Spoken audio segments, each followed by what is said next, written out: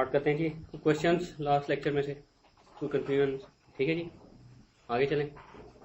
Okay, let's start. Okay, last time हमने देख लिया था जी पैरामीटर्स किस तरह के होते हैं, कौन कौन सी क्या क्या टाइप्स हैं पैरामीटर्स की, और पैरामीटर्स चेंज कैसे करते हैं। आज हम देखेंगे जी कि डेटाबेस को शट डाउन स्टार्टअप कैसे करते हैं, कौन कौन से टूल्स अवेलेबल हैं, तो जब आप डेटाबेस को शट डाउन या स्टार्टअप करते हैं तो एक्चुअली बैकग्राउंड पे क्या क्या स्टेप्स परफॉर्म होते हैं, और अगर किसी स्टेप पे डेटाबेस, ताकि आपको आइडिया हो जाए कि किसी स्टेप पे अगर डेटाबेस रुक जाती है जाके किसी वजह से स्टार्टअप नहीं हो सकती तो उसकी क्या क्या रीजंस हो सकती हैं, तो वो सारी चीज़ें आज डिस्कस करते हैं। ओके, आपकी डेटाबेस जो है, लेट्स से इनिशियली आपकी डेटाबेस डाउन है, उसको कहा जाता है कि आपकी डेटाबेस इज क्लोज या शट डाउन है, शट डाउन है या क्लोज है। तो आपने डेटाबेस अगर स्टार्टअप करनी हो तो आप सिंपली स्टार्टअप की कमांड देंगे तो डेटाबेस स्टेजेस में स्टार्ट होगी। Let's say initially database down थी तो स्टार्टअप करेंगे तो डेटाबेस एक पर्टिकुलर स्टेज पे आ जाएगी। That stage is called as no mount stage. No mount stage, no mount stage पे क्या होता है, ओरेकल मेमोरी एरियाज एलोकेट करता है। फॉर एग्जांपल आपके एसजीए का साइज जितना आपने स्पेसिफाई किया हुआ है, मेमोरी में उतनी स्पेस ऑक्यूपाई कर लेगा और बैकग्राउंड प्रोसेस स्टार्ट कर देगा, और वो जो मेमोरी एरिया एलोकेट किया उसने उसको सब कंपोनेंट्स में डिवाइड कर देगा। जैसे आपका database buffer cache, shared pool, large pool, Java pool and so, जो हमने सारे कंपोनेंट्स पढ़े थे। तो ये सारी कॉन्फ़िगरेशन उसको कहाँ से मिलेंगी, ये सारी कॉन्फ़िगरेशन उसको एसपी फाइल या पी फाइल से मिलेंगी। बाय डिफॉल्ट जब आप स्टार्टअप करेंगे तो एसपी फाइल को, अगर एसपी फाइल अवेलेबल है तो एसपी फाइल को यूज करते हुए डेटाबेस स्टार्टअप करेगा। एसपी फाइल कहाँ पे होगी वो हमने लास्ट टाइम डिस्कस किया था। एसपी फाइल आपकी ओरेकल होम में डीबीएस के फोल्डर में होती है for Linux and Unix, and for Windows it will be under database folder in Oracle home. और एसपी फाइल का जो नाम है वो एसपी फाइल आपकी डेटाबेस का नाम डॉट ओरा के नाम से होती है या एसपी फाइल डॉट ओरा के नाम से होती है। इसी तरीके से आपकी पी फाइल भी हो सकती है। पी फाइल भी मल्टीपल नाम हो सकते हैं इसकी।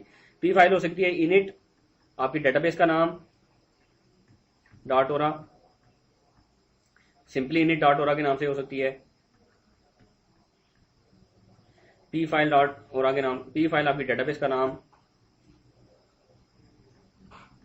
डॉट ओरा के नाम से हो सकती है, और सिंपली पी फाइल डॉट ओरा के नाम से। अगर तो ये ओरेकल होम में डीबीएस के फोल्डर में पड़ी हुई है फिर तो, और अगर आपके पास एसपी फाइल नहीं है तो फिर इनमें से जो भी मिलती है ओरेकल उसको यूज करते हुए डेटाबेस स्टार्टअप करने की कोशिश करेगा। लेट्स से इनमें से कोई भी फाइल नहीं मिलती, एसपी फाइल भी नहीं मिलती, पी फाइल भी कोई नहीं मिलती, तो फिर एरर आएगा unable to open SP file, और या अनएबल टू ओपन इनिट और आपकी डेटाबेस का नाम डॉट ओरा के नाम से, यानी कि इनिट फाइल उसको नहीं मिली। Precedence by default SP file की होती है। तो अगर आपके पास दोनों फाइल्स पड़ी हुई हैं, हो सकता है आपके डीबीएस के डायरेक्टरी में दोनों फाइल्स पड़ी हो, लेकिन यूज उसमें अगर एसपी फाइल और पी फाइल दोनों है तो सिर्फ एसपी फाइल यूज हो रही होगी, पी फाइल वो यूज नहीं हो रही होगी। और एसपी फाइल में आप जो भी चेंजेस कर रहे होंगे वो पी फाइल में खुद से रिफ्लेक्ट नहीं हो जाएंगे, ये याद रखिएगा। वो आपको अगर पी फाइल में अपडेट कर रहे हैं कोई चीज तो आपको खुद करना पड़ेगा, या एसपी फाइल से पी फाइल खुद बनानी पड़ेगी। तो एसपी फाइल से पी फाइल बनाई जा सकती है, पी फाइल से एसपी फाइल बनाई जा सकती है। अच्छा, एसपी फाइल की डिफॉल्ट जो लोकेशन है वो ओरेकल होम डीबीएस की फोल्डर है, लेकिन अगर आप किसी अल्टरनेट लोकेशन पर रखना चाहते हैं तो रख सकते हैं आप इसको, लेकिन उसके लिए वो आगे देखेंगे कि कैसे आप रख सकते हैं। इनिट फाइल किसी भी जगह हो सकती है, init file can be placed anywhere. By default इसकी लोकेशन वही होगी, ओरेकल होम डीबीएस के फोल्डर स्टार्टअप करेंगे तो अगर उस लोकेशन पे इनिट फाइल पड़ी है तो डेटाबेस उसको यूज करते हुए स्टार्टअप हो जाएगा। लेकिन अगर वो लेट से डीबीएस के फोल्डर में नहीं पड़ी हुई तो फिर स्टार्ट करते हुए आपको बताना पड़ेगा। फिर आप लिखेंगे कमांड स्टार्टअप की, startup P file equal to, आगे पी फाइल का नाम और पाथ देंगे। लेट से पी फाइल आपकी पड़ी है स्लैश बैकअप में इनिट डॉट टीएक्सटी के नाम से, किसी भी नाम से, तो सिंपली आप क्या करेंगे, startup P file equal to P file का नाम और पाथ आप एक्सप्लिसिटली आपको बताना पड़ेगा। अगर आपके पास एसपी फाइल या पी फाइल डिफॉल्ट लोकेशन पे नहीं है, या आप किसी भी रीजन की वजह से कस्टमाइज इनिट फाइल से डेटाबेस को स्टार्टअप करना चाहते हैं तो वो फिर आप स्टार्टअप के वक्त बताएंगे startup P file equal to फिर उसका सिंगल कोट्स में पाथ होना, तो उससे डेटाबेस उसको यूज करते हुए डेटाबेस स्टार्टअप होगी। तो जब पी फाइल या एसपी फाइल डेटाबेस को मिल जाएगी और सारे पैरामीटर्स वेरीफाई हो जाएंगे, इंस्टेंस बन जाएगा। अगर कोई पैरामीटर में कोई कंफ्लिक्ट हुआ किसी वजह से तो डेटाबेस एरर दे देगी कि ये इस पैरामीटर में इशू है, डेटाबेस नहीं स्टार्ट हो सकती, तो वो डेटाबेस क्लोज ही रहेगी, आपकी डेटाबेस नो माउंट स्टेज पे नहीं आएगी। ठीक है, तो आपने वो जब तक कोई इशू फिक्स नहीं करेंगे डेटाबेस आगे नहीं जाएगी। देन नो माउंट स्टेज से नेक्स्ट स्टेज पे ओरेकल जाता है जी, that stage is called as mount stage. Mount stage पे जाने के लिए ओरेकल को कंट्रोल फाइल्स चाहिए होती हैं आपकी डेटाबेस की। तो एसपी फाइल तो पी फाइल तो पता चल गया कि कहाँ पे पड़ी होती है। पी फाइल के केस में आप एक्सप्लिसिटली बता सकते हैं पी फाइल कहाँ पे है। एसपी फाइल आपकी ओरेकल होम में पड़ी होगी, वहां से जाके रीड करेगा और आपका इंस्टेंस स्टार्ट कर देगा और डेटाबेस नो माउंट स्टेज पे आ जाएगी। नो माउंट से माउंट पे जाने के लिए कंट्रोल फाइल्स को रीड करेगा। कंट्रोल फाइल्स की इन्फॉर्मेशन उसको कहाँ पे मिलेगी कि कंट्रोल फाइल्स कहाँ पे पड़ी हुई है, किस नाम से। हाँ जी, एसपी फाइल में आपका एक पैरामीटर होता है कंट्रोल अंडरस्कोर फाइल्स के नाम से, उसमें आपकी कंट्रोल फाइल्स के नाम और पाथ होते हैं। तो क्योंकि एसपी फाइल वो ऑलरेडी रीड कर चुका हुआ है, तो कंट्रोल अंडरस्कोर फाइल्स का पैरामीटर भी वो रीड कर चुका है। डेटाबेस उस लोकेशन पे जाएगा, कंट्रोल फाइल्स को वेरीफाई करेगा, रीड राइट मोड में ओपन करेगा, और अगर वो कंट्रोल फाइल्स एक्सेसिबल हो जाती हैं, रीड राइट मोड में ओपन हो जाती हैं, मीन्स के कंसिस्टेंट हैं, वो रीडेबल हैं, उनमें कोई इशू नहीं है, तो डेटाबेस माउंट स्टेज पे चली जाएगी। ठीक है, तो माउंट स्टेज पे आप दो चीजें होंगी आपके पास, एक तो आपका इंस्टेंस चल रहा होगा जो कि नो माउंट स्टेज पे तो ऑलरेडी स्टार्ट हो चुका हुआ है, और दूसरा स्टेज पे आपकी इंस्टेंस के साथ कंट्रोल फाइल एसोसिएट हो जाएगी, यानी कंट्रोल फाइल भी आपको एक्सेसिबल हो जाएगी नो माउंट स्टेज पे। कंट्रोल फाइल जब रीड हो जाएगी, डेटाबेस माउंट स्टेज पे आ जाएगी, तो next stage is database final stage पे जाएगी जो कि ओपन स्टेज है। डेटाबेस फाइनली ओपन होगी। तो ओपन स्टेज पे जाने के लिए डेटाबेस सारी डाटा फाइल्स,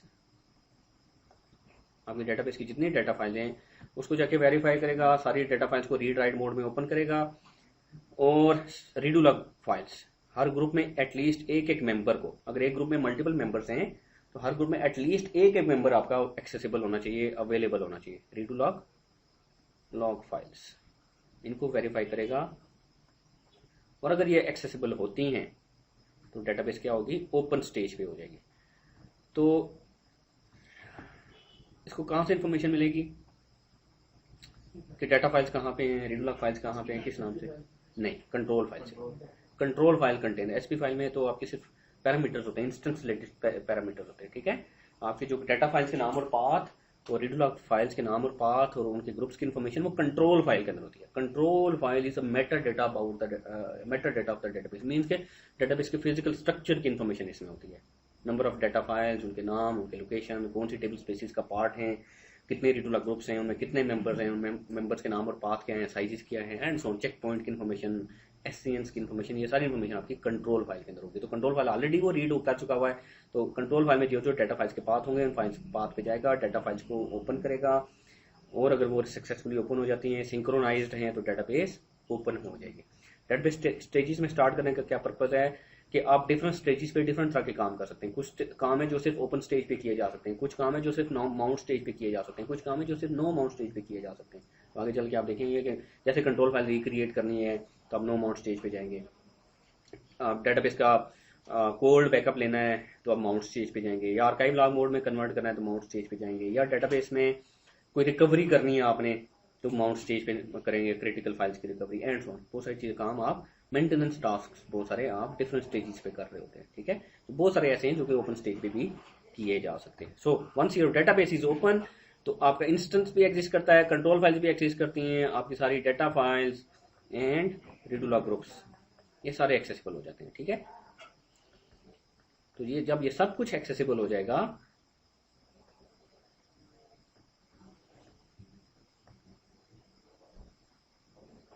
तो ये आपके यूजर्स आपकी डेटाबेस से कनेक्ट हो सकते हैं। अच्छा, आपकी डाटा फाइल्स में क्या होता है?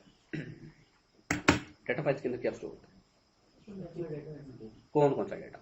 दो तरह का डाटा। यस, हाँ, आपका डेटाबेस का इंटरनल डाटा जिसको डाटा डिक्शनरी कहते हैं वो भी डाटा फाइल्स के अंदर स्टोर होगी, और आप जो खुद टेबल्स क्रिएट करते हैं जिनको एप्लीकेशन टेबल्स कहते हैं, या जो आप यूजर टेबल्स कहते हैं, या यूजर ऑब्जेक्ट्स कहते हैं, या एप्लीकेशन ऑब्जेक्ट्स भी उनको कहा जाता है, वो सारे डाटा फाइल्स के अंदर स्टोर होंगे। अच्छा, मेटा डाटा से क्या मुराद है, या डाटा डिक्शनरी से क्या मुराद है कि डेटाबेस का इंटरनल जो डाटा है, for example data about data या डाटा अबाउट डेटाबेस भी कह सकते हैं इसको, तो वो सारा डाटा भी डाटा फाइल्स के अंदर होगा। फॉर एग्जांपल आपके यूजर्स की इन्फॉर्मेशन, आपके डेटाबेस में कितने यूजर्स हैं, इनके लॉगिन क्या है, उनके पासवर्ड्स क्या है एंड सो ऑन, वो सारी इन्फॉर्मेशन आपकी डाटा फाइल्स के अंदर होगी।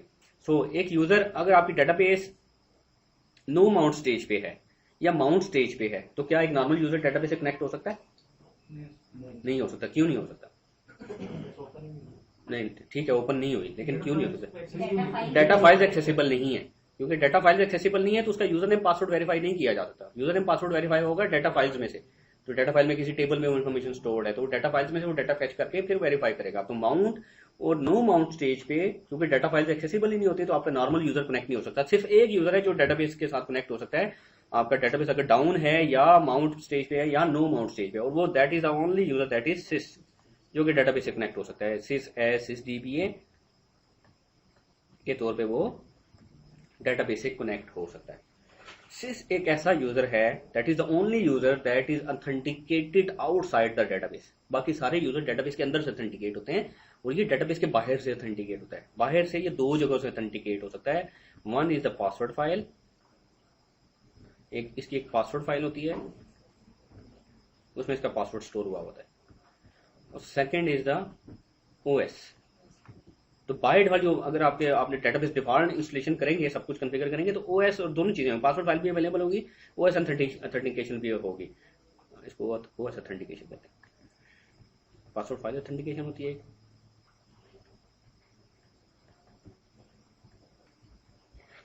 तो बाय डिफॉल्ट जब आप इंस्टॉलेशन करेंगे तो पासवर्ड फाइल भी क्रिएट कर देता है ओरेकल, ओएस ऑथेंटिकेशन भी इनेबल होती है। लेकिन पासवर्ड फाइल यूज नहीं होती जब भी आप उस मशीन पे हैं। अगर आप उस फिजिकल मशीन के ऊपर जाके लॉगिन होते हैं और फिर एसक्यूएल प्लस ओपन करते हैं उसी मशीन पे जिस पे आपका डेटाबेस सॉफ्टवेयर इंस्टॉल्ड है और सिस यूजर से कनेक्ट होते हैं, तो फिर वो पासवर्ड फाइल को देखता ही नहीं है, वो सिंपली ओएस ऑथेंटिकेशन के थ्रू चला जाएगा। फॉर एग्जाम्पल हम इसको परफॉर्म करके देख लेते हैं। तो मैं इस लोकल मशीन पे हूँ, मेरी इस मशीन पे ओरेकल इंस्टॉल्ड है, तो मैं इन्वायरमेंट सेट करता हूँ तो मैं सिस यूजर से कनेक्ट होता हूँ। सिस एबीसी एज सिस डीबीए, पासवर्ड मैंने एबीसी दिया है, कनेक्ट हो गया। दोबारा कनेक्ट होता हूँ सिस एक्सवाईजी एज सिस डीबीए, तो कनेक्ट हो गया। पासवर्ड आप जो मर्जी पासवर्ड है, एक्चुअली ये पासवर्ड नहीं है इसका, लेकिन आप जो मर्जी पासवर्ड दें क्योंकि आप उस लोकल मशीन के ऊपर हैं। और जब आप लोकल मशीन पे हैं तो आप जिस यूजर से कनेक्टेड हैं, आईडी लिख के अगर आप एंटर करें तो आपको यूजर बताता है मैं ओरेकल यूजर से कनेक्टेड हूँ, और ओरेकल यूजर आपका डीबीए ग्रुप का पार्ट है। और डीबीए ग्रुप हमने during installation as OS DBA group declare किया था। तो आपका वो यूजर ओएस यूजर जो इस पर्टिकुलर ओएस डीबीए ग्रुप का पार्ट होगा उसके लिए ओएस ऑथेंटिकेशन इनेबल हो जाएगी। जब वो इस मशीन पे लॉगिन हो जाएगा तो उसको सिस यूजर से लॉगिन होने के लिए पासवर्ड नहीं देना पड़ेगा। अब अगर वो लेट से ये करता है एसक्यूएल प्लस सिस एज सिस डीबीए और पासवर्ड सिंपली एंटर कर देता है, ना भी पासवर्ड दे तब भी कनेक्ट हो जाएगा, जो मर्जी पासवर्ड दे तब भी कनेक्ट हो जाएगा। ठीक है, विदाउट पासवर्ड दिए हुए भी कनेक्ट हो सकेगा। तो ये आप डिसेबल कर सकते हैं, आगे चल के देखते हैं कैसे डिसेबल करते हैं। तो बाय डिफॉल्ट ओएस ऑथेंटिकेशन आपके सिस यूजर के लिए इनेबल होती है। पासवर्ड फाइल जो है वो देख लेते हैं कहाँ पे है। ओरेकल होम में डीबीएस के फोल्डर में for Linux Unix and for in database folder for Windows. तो एलएल करते हैं तो इसमें एक फाइल होगी ओरा पीडब्ल्यू, ओरा पीडब्ल्यू आगे आपकी डेटाबेस का नाम। ये एक फाइल है जिसमें आपके सिस यूजर का पासवर्ड सेव हुआ होता है, या ऐसे यूजर्स जिनको आप सिस डीबीए की प्रिविलेज देते हैं उनका पासवर्ड इस फाइल के अंदर जाके स्टोर हो जाता है। अब ये फाइल क्रिएट कर सकते हैं। ठीक है, लेट्स से मैं ओएस ऑथेंटिकेशन डिसेबल करना चाहता हूं तो मैं क्या करूंगा, उस यूजर को डीबीए ग्रुप से निकाल दूंगा। ठीक है, तो ओएस ऑथेंटिकेशन डिसेबल हो जाएगी। विंडोज में ओरा अंडरस्कोर डीबीए के नाम से एक ग्रुप होता है, उसमें से निकालना है यूजर को, तो ओएस ऑथेंटिकेशन उस यूजर के लिए डिसेबल हो जाएगी। जब तक आप सिस प्रॉपर पासवर्ड नहीं देगा उस वक्त कनेक्ट नहीं हो सकता। करके देखते हैं जरा इसको।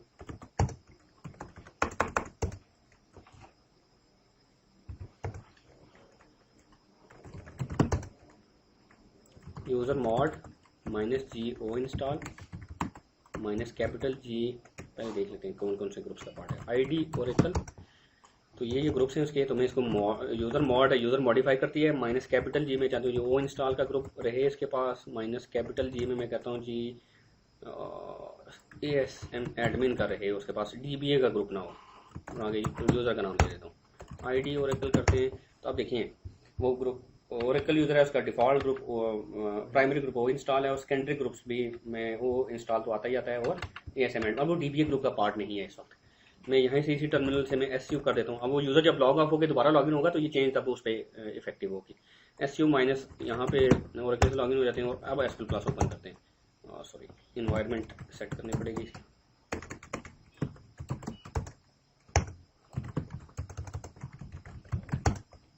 Slash S sys D B A insufficient privilege, ठीक है, sys A B C S sys D B A insufficient privilege. जब तक मैं प्रॉपर पासवर्ड नहीं दूंगा तो पासवर्ड केस सेंसिटिव होगा। जब तक प्रॉपर पासवर्ड नहीं दूंगा आपसे इस यूजर कनेक्ट नहीं हो सकता इस मशीन पे इस डेटाबेस के साथ, ठीक है। वो ऑथेंटिकेशन उसके लिए डिसेबल हो गया है। और ये कहाँ से जाके वेरीफाई हो रहा है? ये वेरीफाई हो रहा है उस पासवर्ड फाइल से। अब लेट से पासवर्ड फाइल डिलीट हो जाती है आपसे या पासवर्ड फाइल है ही नहीं, तो फिर क्या होगा? पासवर्ड फाइल मैं रिमूव कर देता हूँ, ठीक है जी। पासवर्ड फाइल मैंने रिमूव कर दी। अब एसक्यूएल प्लस इन्वोक करते हैं सिस ओरेकल एस सिस डीबीए। अब जो मर्जी कर लें आप कनेक्ट नहीं हो सकते क्योंकि पासवर्ड फाइल ओएस ऑथेंटिकेशन तो डिसेबल वैसे कर दिया आपने और पासवर्ड फाइल आपसे डिलीट हो गई या पासवर्ड फाइल करप्ट हो गई या कोई भी रीजन है, तो आप क्या कर सकते हैं? पासवर्ड फाइल या तो मेंबर बना लें या पासवर्ड फाइल दोबारा क्रिएट कर लें। तो पासवर्ड फाइल क्रिएट करने की यूटिलिटी है और आप PWD, ठीक है, और आप PWD file equal to file का नाम और पाथ देंगे। मैं करंटली इसी लोकेशन पे हूँ, PWD करके देखें तो मैं DBS के फोल्डर में हूँ, तो मैं करूँगा ora PWD file equals to ora PW MyDB password equals to capital में ओ दे देता हूँ Oracle 11G entries equals to that's it 8 कर देते या 4 कर देते। तो ये पासवर्ड वैल्यू से क्रिएट कर दी। अब मैं जरा एसक्यूएल क्लास ओपन करता हूँ sys Oracle 11G S sys DBA। तो उसमें क्योंकि पासवर्ड मैंने गलत दिया है, case sensitive 11G onward password case sensitive है, तो sys Oracle 11G S sys DBA अब मुझे कनेक्ट होने देगा। तो password file can be recreated, ये याद रखिएगा। So it is very important कि आपने पासवर्ड फाइल आपने ओएस ऑथेंटिकेशन तो डिसेबल की हुई है, लेकिन अगर आपकी कोई मशीन पे कोई लॉगिन हो जाता है उस ओएस यूजर से तो he can create the password file.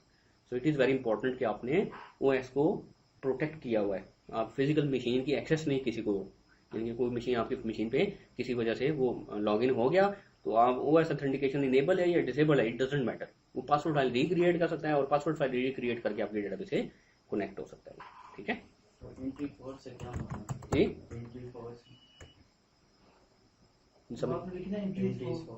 हाँ, एंट्रीज 4 से ये मुराद है कि आप सिस के अलावा 4 और यूजर्स को सिस DBA की प्रिविलेज दे सकते हैं। अगर आप ये एंट्रीज 4 नहीं लिखेंगे ना तो बाय डिफॉल्ट सिस के पास सिस DBA की प्रिविलेज होगी। बाद में आप एक यूजर क्रिएट करते हैं लेट्स से XYZ के नाम से, आप चाहते हैं उसको भी सिस DBA के राइट्स दे दें, तो आप ग्रांट करेंगे। जब उसको ग्रांट सिस DBA 2 यूजर का नाम करेंगे तो उसके पासवर्ड की एंट्री इस पासवर्ड फाइल के अंदर होगी और इस पासवर्ड फाइल में अगर स्पेस होगी तो तब वो एंट्री हो सकेगी, अदरवाइज नहीं हो सकेगी। तो एंट्रीज 4 का मतलब है बाद में आप किसी और यूजर को भी अगर सिस DBA के राइट्स देना चाहते हैं तो उसका पासवर्ड इसमें स्टोर हो सके, ठीक है।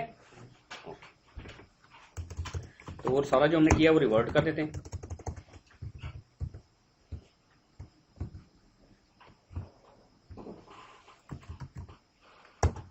अब दोबारा हमने ओएस ऑथेंटिकेशन इनेबल कर दी।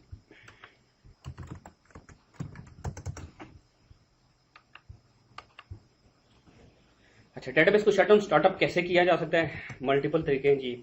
एक तरीका तो है जी, आप एसक्यूएल क्लास ओपन करें, डेटाबेस से कनेक्ट हों, लेट्स से मैं डेटाबेस को शटडाउन करता हूँ, ठीक है। अब आपने डेटाबेस स्टार्टअप करनी है तो मल्टीपल तरीके हैं। एक तो तरीका ये एसक्यूएल क्लास ओपन करें, सिस यूजर से कनेक्ट हों और आपको अगर मैसेज आए ना connected to idle instance, it means कि डेटाबेस डाउन है, ठीक है, इंस्टेंस नहीं चल रहा, आपकी डेटाबेस शट डाउन है या क्लोज है। सिंपली स्टार्टअप लिख के एंटर करें। अब सबसे पहले वो मेमोरी एरियाज एलोकेट करेगा, डेटाबेस नो माउंट स्टेज पे आ गई है, ठीक है। फिर कंट्रोल फाइल रीड करेगा, डेटाबेस माउंट स्टेज पे चली जाएगी। फिर सारी डाटा फाइल्स कंट्रोल और रेडियोलॉग फाइल्स को वेरीफाई करेगा, रीड करेगा और डेटाबेस ओपन स्टेज पे चली जाएगी, ठीक है जी। तो अगर तो ये ओपन स्टेज तक चली जाती है तो इट मीन्स के हाँ हर चीज इंटैक्ट है, जो फाइल जिसको चाहिए वो उसको अप्रोप्रिएट लोकेशन में मिली। लेकिन अगर किसी भी वजह से कोई फाइल उसको नहीं मिलती तो फिर क्या होगा, वो एक पर्टिकुलर स्टेज पे रुक जाएगा। अच्छा, एक फाइल होती है डेटाबेस के अंदर, वो है जी अलर्ट लॉग फाइल, बहुत इंपॉर्टेंट फाइल है, ठीक है। आपके डेटाबेस में एक फाइल है that is called alert log file,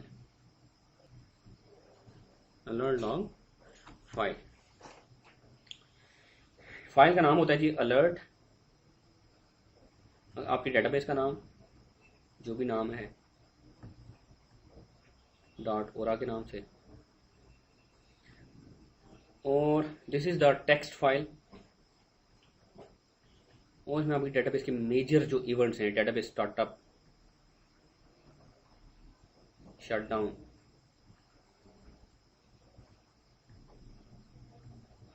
database में जो मेजर एरर आएंगे बग्स के रिलेटेड, डेटाबेस में आप कोई टेबल स्पेस ऐड करेंगे, यानी कि डेटाबेस मैनेजमेंट के, डेटाबेस डीबीए के जो टास्क हैं, यूजर क्रिएशन नहीं, जो डेटाबेस की स्ट्रक्चर रिलेटेड जो मैनेजमेंट टास्क हैं, डीबीए टास्क, वो सारी सारी इस फाइल के अंदर कैप्चर होते हैं। और इस फाइल को कोई भी एरर आएगा, आप कोई टेबल स्पेस ऐड करेंगे, कोई टेबल स्पेस की डाटा फाइल एक लोकेशन से दूसरी लोकेशन पे शिफ्ट करेंगे, कोई डेटाबेस शटडाउन करेंगे, स्टार्टअप करेंगे, तो वो सारे इवेंट्स कैप्चर होंगे इस फाइल के अंदर। और इस फाइल में जो एंट्रीज होती हैं वो क्रोनोलॉजिकल ऑर्डर में होती हैं। क्रोनोलॉजिकल ऑर्डर मीन्स के लेटेस्ट एंट्रीज फाइल के बॉटम में होंगी, तो आप इस फाइल को जब भी रीड करेंगे बॉटम अप रीड करेंगे। तो हम लोग क्या करते हैं, जो डेटाबेसेस को मैनेज कर रहे होते हैं, हम रेगुलरली अलर्ट लॉग फाइल को मॉनिटर करते हैं। फॉर एग्जाम्पल डेली सुबह आके डेटाबेस की अलर्ट लॉग फाइल देख ली और उसमें लास्ट 8, 10, 15, 12 घंटे की एंट्रीज देख ली कि कोई एरर तो नहीं आया डेटाबेस के ऊपर, ठीक है। तो आपको डेटाबेस पे कोई एरर आएगा तो that will be the file, सबसे पहले जो इस फाइल में आप जाएंगे और एरर देखेंगे, एरर क्या है आपके डेटाबेस में, ठीक है। तो इस फाइल को जरा मॉनिटर करते हैं। ये फाइल होती कहाँ पे है, ये फाइल होती है आपकी डेटाबेस में, एक पैरामीटर है, जो पैरामीटर डंप करेंगे अगर आप, तो एक पैरामीटर है बैकग्राउंड डंप टेस्ट। ये जिस लोकेशन पे पॉइंट कर रहा होगा आपकी अलर्ट लॉग फाइल उस लोकेशन पे होगी। ये 9 तक तो ये पैरामीटर एप्लीकेबल था। 10G ऑनवर्ड ओरेकल ने 11G ऑनवर्ड ओरेकल ने आपको एक सेंट्रल लोकेशन दे दिया जिसको ओरेकल ने नाम दे दिया ADR। एक शो पैरामीटर अगर आप करें ना, ADR शो पैरामीटर ADR नहीं सॉरी डायग्नोस्टिक शो पैरामीटर एक parameter diagnostic underscore test. 11G onward diagnostic test में के अंडर जाके एक डायग का फोल्डर होगा, वहाँ पे आपकी डेटाबेस के नाम से फोल्डर होगा, वहाँ पे ट्रेस के नाम से फोल्डर होगा, वहाँ पे ये पड़ेगा। एक्चुअली आप 11G ऑनवर्ड ये बैकग्राउंड डंप टेस्ट को देखेंगे तो ये इसी लोकेशन को पॉइंट कर रहा होगा। तो आपके ये अगर आपने डायग टेस्ट भी सेट की हुई है तो आपका ऑटोमेटिकली ये जो बैकग्राउंड डंप टेस्ट है ये उसी लोकेशन पे पॉइंट कर रहा होगा। यहाँ पे आपकी अलर्ट लॉग फाइल पड़ी होगी, ठीक है। अच्छा, इस लोकेशन पे जाते हैं और अलर्ट लॉग फाइल को देखते हैं।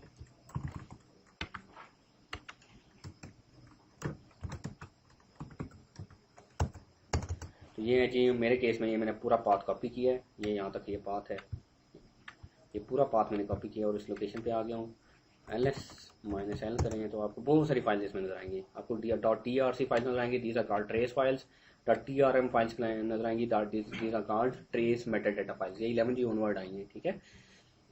दो तरह की ट्रेस फाइल्स होती हैं, एक होती है बैकग्राउंड प्रोसेसेस की ट्रेस फाइल्स और एक होती है सर्वर प्रोसेसेस की trace files. Background processes for example smon, pmon, dbwriter, logwriter, checkpoint and so on, ये सब अपनी अपने नाम से ट्रेस फाइल बनाते हैं। फॉर एग्जांपल अगर मैं कोई आपको एक ट्रेस फाइल दिखाऊं जी, ये देखें P00 के नाम से है, ओरा के नाम से है, ls कर देते हैं इसको ताकि मैं बताता हूँ।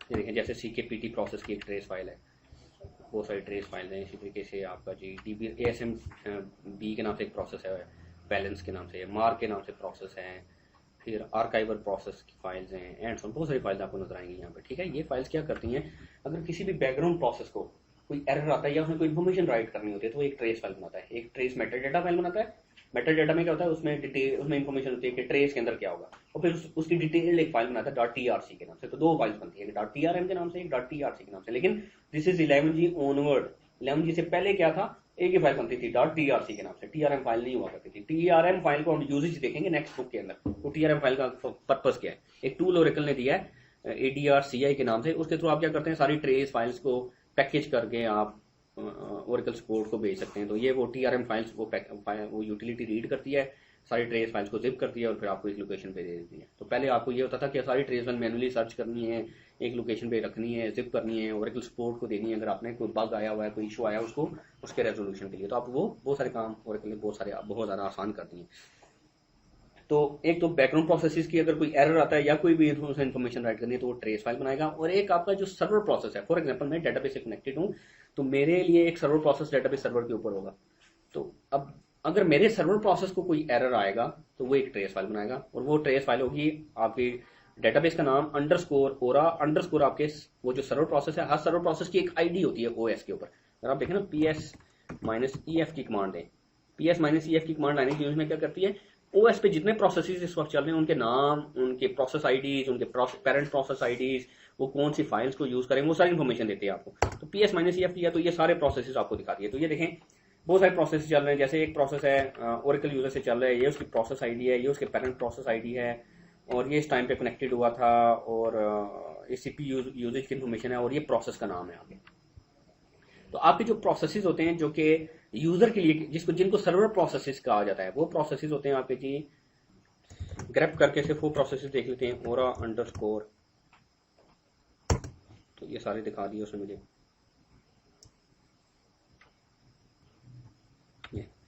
S00 नॉर्मली सर्वर प्रोसेस होते हैं, ठीक है। ये प्रोसेस होंगी जो कि आपके सर्वर, आप बाद में भी आइडेंटिफाई, और भी तरीके आइडेंटिफाई करने के कौन सा सर्वर प्रोसेस किसके लिए क्रिएट किया गया। तो बहुत सारे प्रोसेस होंगे जो कि आपको यहाँ मिल, ये सारे बैकग्राउंड प्रोसेस हैं, और ये आपका एक सर्वर प्रोसेस है। तो हर इस सर्वर प्रोसेस की एक आईडी है 4256, ठीक है। अब इस सर्वर प्रोसेस को अगर कोई इन्फॉर्मेशन राइट करनी है, फॉर एग्जाम्पल इसको कोई एरर आता है, तो ये अपनी एक ट्रेस फाइल बनाएगा। उस ट्रेस फाइल का जो नाम होगा,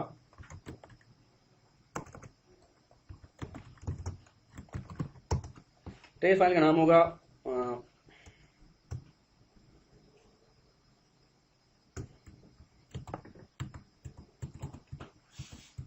ये तो सारे बैकग्राउंड प्रोसेसेस की ट्रेस फाइल्स हैं। ट्रेस फाइल का नाम होगा जी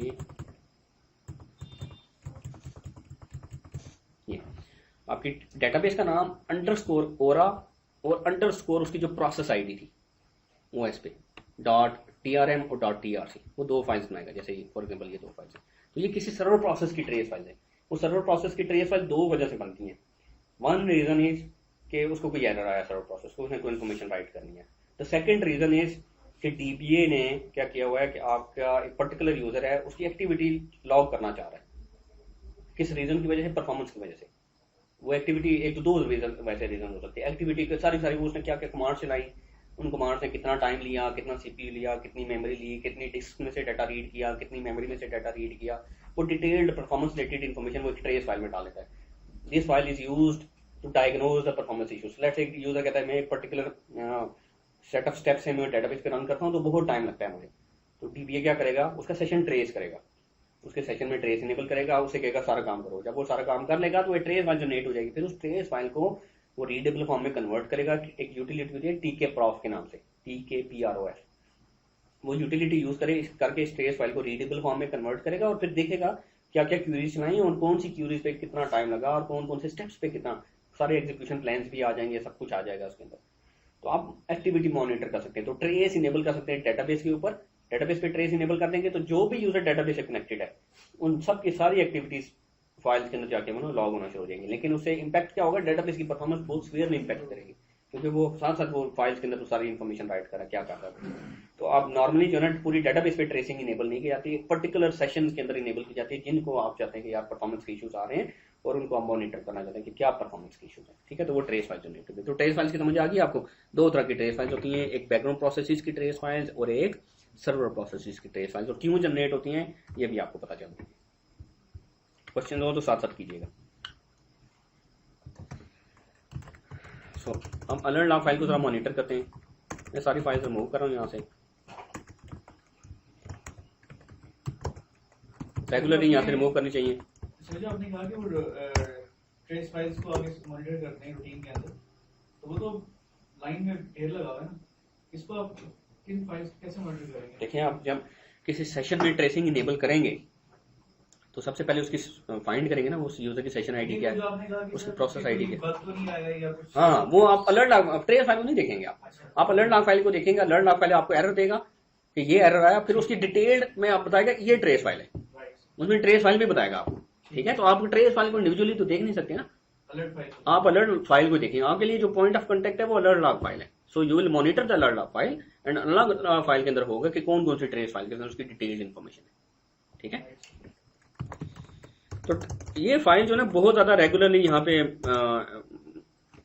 क्रिएट होती रहेंगी और ये अच्छी खासी हो सकता है जीबीज में साइज ऑक्यूपाई कर लें। तो ये टाइम एंड अगेन आपने, अगर आपको ऐसी फाइल्स हैं जो नहीं चाहिए तो आप डिलीट कर दें यहाँ से, रेगुलरली करनी चाहिए। अलर्ट लॉग फाइल को भी डिलीट कर सकते हैं आप।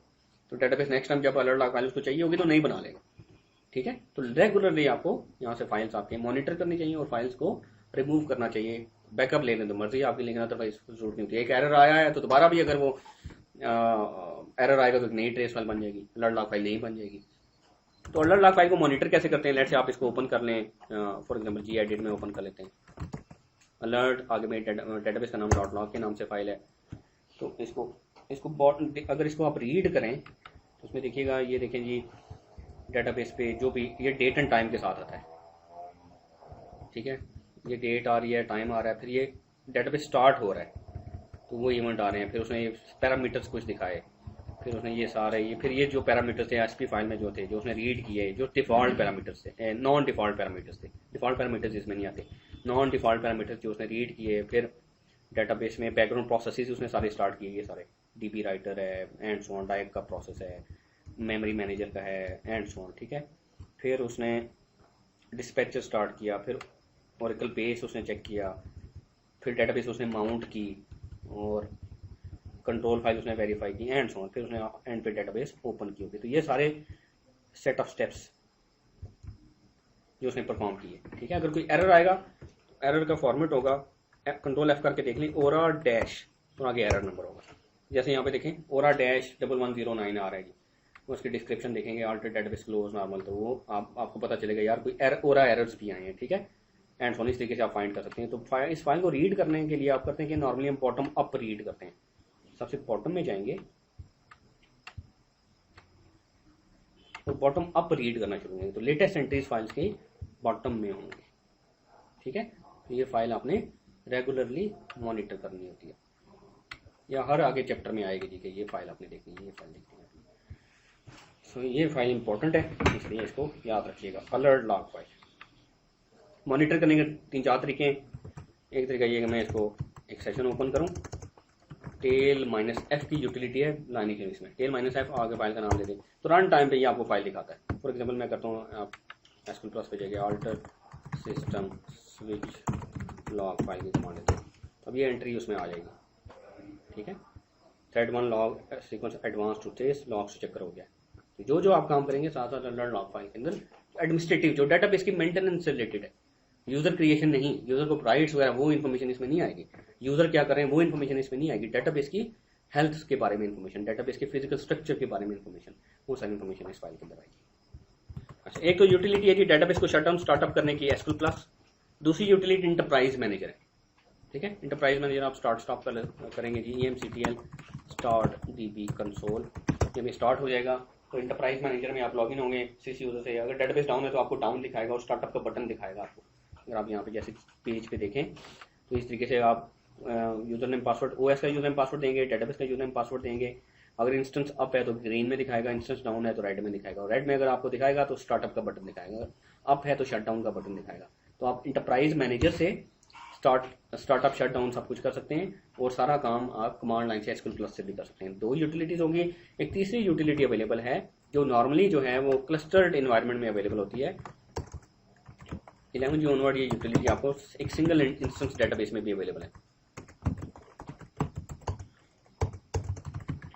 उस यूटिलिटी का नाम है जी SRVCTL, server control utility, SRVCTL। तो इस यूटिलिटी के थ्रू भी आप लिसनर स्टार्ट स्टॉप कर सकते हैं, डेटाबेस इंस्टेंस स्टार्ट स्टॉप कर सकते हैं, ASM इंस्टेंस को स्टार्ट स्टॉप कर सकते हैं, बहुत सारे काम कर सकते हैं, ठीक है। तो ये सारी यूटिलिटीज हम यूज करेंगे, तो आपको हर यूटिलिटी का पता होना चाहिए। So there are multiple ways, SQL plus, SRVCTL utility जिसको सर्वर कंट्रोल यूटिलिटी कहते हैं, और enterprise manager. There are 3 ways to start stop the database instance. Server control utility के थ्रू ना सिर्फ डेटाबेस इंस्टेंस बल्कि आप लिसनर और ASM इंस्टेंसेस भी स्टार्ट स्टॉप एंड सर्विसेज भी स्टार्ट स्टॉप कर सकते हैं। बहुत सारे काम इस यूटिलिटी के थ्रू किए जा सकते हैं। तो ये स्टेप्स हमने देख लिए, no mount, mount and open stage. तो आप पर्टिकुलर स्टेज पे अगर रुकना चाहते हैं तो आप सिंपली करेंगे, फॉर एग्जाम्पल मैं शट डाउन करता हूँ।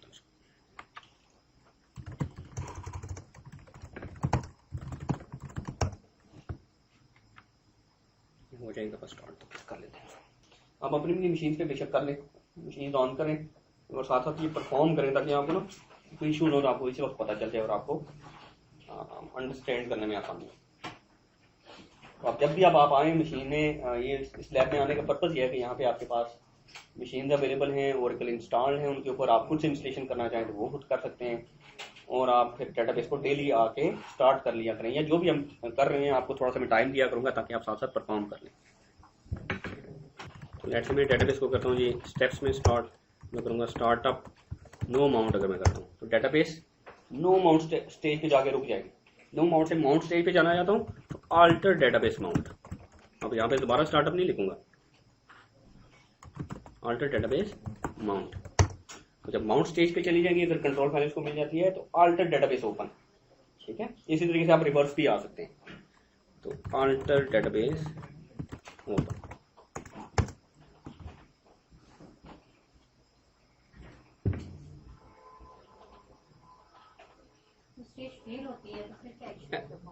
देखिए आप लेट से फॉर एग्जांपल डेटाबेस स्टार्ट ही नहीं होती, स्टार्टअप नो माउंट करते हैं तो स्टार्ट ही नहीं होती।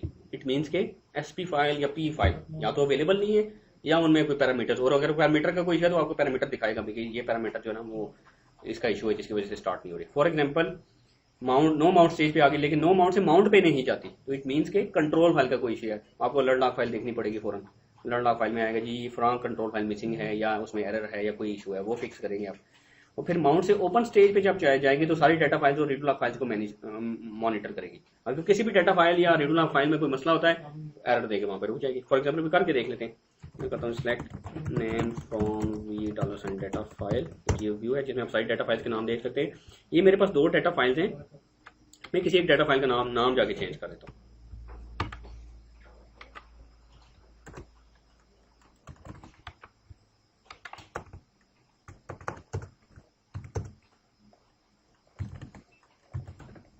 डेटाबेस शट डाउन कर लेते हैं।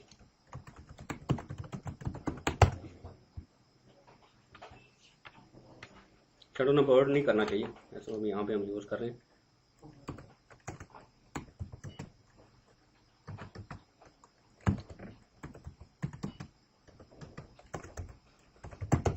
नाम चेंज कर दिया फाइल का। डेटाबेस अगर स्टार्टअप करेंगे तो किस स्टेज पे रुकनी चाहिए?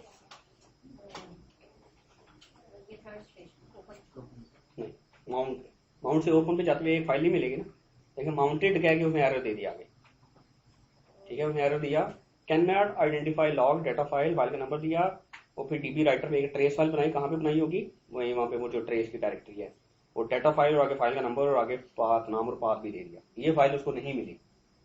ठीक है, अब ये फाइल अगर करप्ट हो गई है, डिलीट हो गई है, आपके पास अगर बैकअप है तो आप रीस्टोर करेंगे, रिकवर करेंगे तो फिर डेटाबेस ओपन करने देगा, अदरवाइज ओपन नहीं करने देगा। यहाँ से आगे नहीं जा सकते आप। अगर आप करें ना अल्टर डेटाबेस ओपन, फिर एरर देगा, ओपन नहीं करेगा। डेटाबेस माउंट स्टेज पे सब रुकी हुई है, यूजर्स कनेक्ट नहीं हो सकते डेटाबेस के साथ। तो अब लेट से इस फाइल को मैं अवेलेबल कर देता हूँ दोबारा से।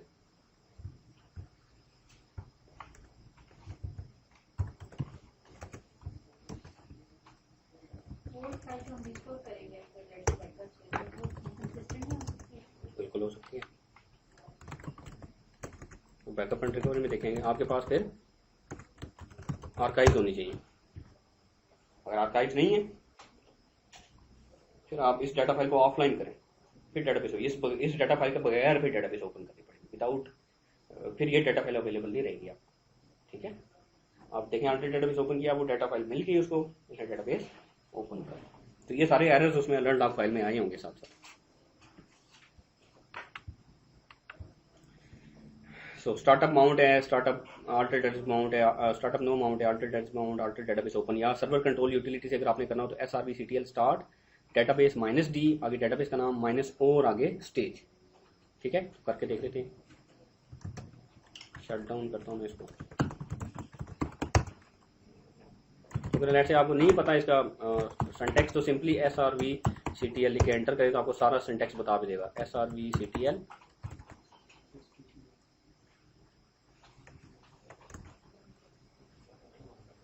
स्टार्ट और -H अगर आप करेंगे तो लेट से मुझे पूरी कमांड जो है ना मुझे स्टार्ट के बाद नहीं पता क्या है, तो SRVCTL स्टार्ट -H करेंगे तो आपको उस पर्टिकुलर कमांड की हेल्प दे देगा।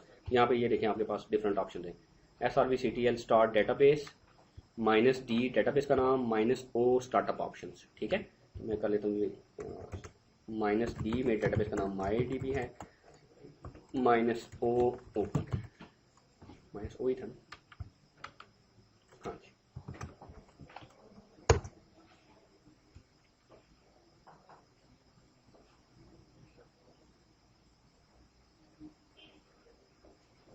सॉरी, डेटाबेस का कीवर्ड भी है, SRVCTL स्टार्ट डेटाबेस। तो SRVCTL start database -D database का नाम, -O स्टेज बताएंगे, तो डेटाबेस स्टार्टअप हो जाएगी। तो SRVCTL की यूटिलिटी से भी डेटाबेस स्टार्टअप शट डाउन की जा सकती है।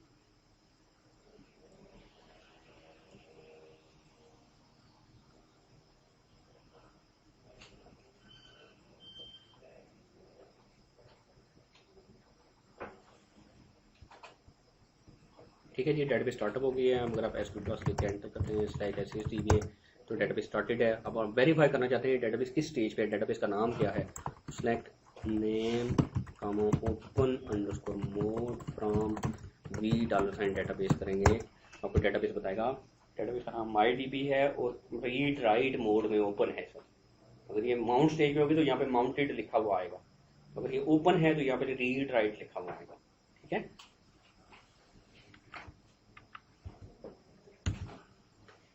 देन शट डाउन करना है डेटाबेस को। तो शट डाउन भी आप इन्हीं 3 यूटिलिटीज से कर सकते हैं। तो शट डाउन के आपके पास ऑप्शंस हैं जी। आप शट डाउन कर सकते हैं normal, shut down transactional, shut down immediate, shut down abort, ये 4 ऑप्शंस हैं आपके पास। शट डाउन नॉर्मल अगर आप करते हैं तो उसके लिए कमांड आप देंगे shut down, simply shut down, या शट डाउन नॉर्मल, ये कमांड देंगे तो क्या होगा, डेटाबेस शट डाउन होना स्टार्ट हो जाएगी। लेकिन लेट्स से आपने शट डाउन की कमांड दी या शट डाउन नॉर्मल, दोनों में से एक ही, शट डाउन सिंपली करते हैं तो शट डाउन नॉर्मल ही होता है। तो लेट्स से आपके डेटाबेस के साथ 2 यूजर्स कनेक्टेड थे, यूजर 1 एंड यूजर 2। आपने शट डाउन नॉर्मल की कमांड दे दी, अब एक यूजर 3 है वो डेटाबेस से कनेक्ट होने आया शट डाउन नॉर्मल की कमांड के बाद। तो जब ये कनेक्ट होने आएगा तो इसको कनेक्ट नहीं होने दिया जाएगा, इसको एरर आएगा डेटाबेस शट डाउन और इनिशियलाइजेशन इन प्रोग्रेस। ठीक है, वो एरर आएगा उसको, लेकिन डेटाबेस डाउन नहीं होगी। क्यों नहीं डाउन होगी, क्योंकि ये 2 यूजर्स कनेक्टेड हैं। जब तक ये खुद डिस्कनेक्ट नहीं हो जाते या इनके सेशंस किसी वजह से किल नहीं कर देते आप, उस वक्त तक डेटाबेस डाउन नहीं होगी। लेट्स से अगर अभी आगे 10 घंटे तक नहीं डिस्कनेक्ट होते तो 10 आवर्स तक डेटाबेस डाउन नहीं होगी, जब तक ये खुद से डिस्कनेक्ट नहीं हो जाते। तो कोई भी एक सेशन इस्टेब्लिश है तो डेटाबेस डाउन नहीं होगी, लेकिन नए कनेक्शंस को अलाउ नहीं करेंगे। इसलिए नॉर्मली हम शट डाउन नॉर्मल नहीं करते, क्योंकि फिर वो कोई पता नहीं कौन कौन से यूजर्स कनेक्टेड है, कहाँ से कनेक्टेड है। देन शट डाउन ट्रांजेक्शनल है आपके पास, कमांड वही है शट डाउन ट्रांजेक्शन, पूरा ट्रांजेक्शन लिखते हैं आप। तो शट डाउन ट्रांजेक्शनल जब आप लिखते हैं तो अब होगा क्या कि लेट्स से यूजर 1 कनेक्टेड है, यूजर 2 कनेक्टेड है, यूजर 1 आइडल है, यूजर 2 एक्टिव है। एक्टिव का क्या मतलब है, कोई ट्रांजेक्शन परफॉर्म कर रहा है, लेट्स इंसर्ट अपडेट डिलीट, कुछ काम कर रहा है। आइडल जो सेशंस हैं वो तो खत्म कर देगा। एक्टिव सेशंस जब ये ट्रांजैक्शन कंप्लीट हो जाएगी और यूजर कमिट या रोल बैक इशू करेगा, क्योंकि ट्रांजैक्शन उसका कंप्लीट होती है जब आप कमिट करते हैं या आप रोल बैक करते हैं। तो जैसे ये कमिट या रोल बैक करेगा उसका काम कंप्लीट हो जाएगा, उसकी ट्रांजैक्शन कंप्लीट हो जाएगी, तो ओरेकल फोर्सफुली उसके पास सेशन डिस्कनेक्ट करेगा। जिसने जितना काम किया है वो अगर उसने कमिट किया तो वो डाटा फाइल्स के अंदर राइट करेगा और प्रॉपर तरीके से डेटाबेस डाउन होगी। लेकिन इस केस में भी शट डाउन ट्रांजैक्शन के केस में आपका ये जो यूजर कनेक्टेड है, ये उसने हो सकता है एक ऐसी ट्रांजैक्शन चलाई है जो आगे 4 घंटे लेगी, तो 4 घंटे तक आपकी डेटाबेस पे डाउन नहीं हो सकेगी। या और बहुत सारे यूजर ट्रांजैक्शन चला रहे थे, वो जब तक सबकी ट्रांजैक्शन कंप्लीट नहीं हो जाती, वो कमिट या रोल बैक नहीं कर लेते, उस वक्त तक उनको डिस्कनेक्ट नहीं किया जाएगा, वो डेटाबेस डाउन नहीं होगी। तो शट डाउन ट्रांजैक्शनल भी हम नॉर्मली नहीं करते, ऑटोमेटिकली उनका सेशन 4 फुली किल हो जाएगा। ठीक है, देन शट डाउन इमीडिएट है, नॉर्मली हम यही यूज करते हैं। शट डाउन इमीडिएट के केस में क्या है कि यूजर कनेक्टेड है, either that user is idle और that is active, Oracle forcefully उनके कनेक्शंस को डिस्कनेक्ट कर देगा, वो जो ट्रांजैक्शंस चला रहे थे उनको रिवर्ट बैक कर देगा और प्रॉपर तरीके से डेटाबेस डाउन करेगा, तो फौरन से डेटाबेस डाउन होगी। तो हम शट डाउन इमीडिएट करते हैं, तो उसमें जो यूजर कनेक्टेड है, जो काम कर रहे थे वो सारे रिवर्ट हो जाएंगे। ठीक है, वो डेटाबेस प्रॉपर तरीके से डाउन होगी। नेक्स्ट आप स्टार्टअप करेंगे तो जो वो काम कर रहे थे वो दोबारा से करना पड़ेगा। और लास्ट ऑप्शन है शट ऑन अबर्ट, ये नॉर्मली नहीं करना चाहिए। तो शट ऑन अबर्ट क्या करते हैं? अच्छा, इन तीनों केसेस में क्या होता है, शट ऑन ट्रांजेक्शनल, नॉर्मल और इमीडिएट के केस में प्रॉपर तरीके से डेटाबेस डाउन होती है। प्रॉपर का मतलब है चेक पॉइंट अगर होता है, प्रॉपर तरीके से चेक पॉइंट अगर होता है डाउन होती है, और चेक पॉइंट अगर होता है तो क्लीन डेटाबेस डाउन होती है। चेक पॉइंट का क्या मतलब है पता है ना आपको? चेक पॉइंट मीन्स के सारा जो ऐसा मॉडिफाइड डाटा है जो बफर कैशे के अंदर पड़ा हुआ है, वो सारा का सारा डाटा फाइल्स के अंदर शिफ्ट किया जाता है। सारी डाटा फाइल्स पे checkpoint number, control file number, control file के अंदर चेक पॉइंट नंबर सिंक्रोनाइज किया तो डाटाबेस प्रॉपर तरीके से डाउन होती है।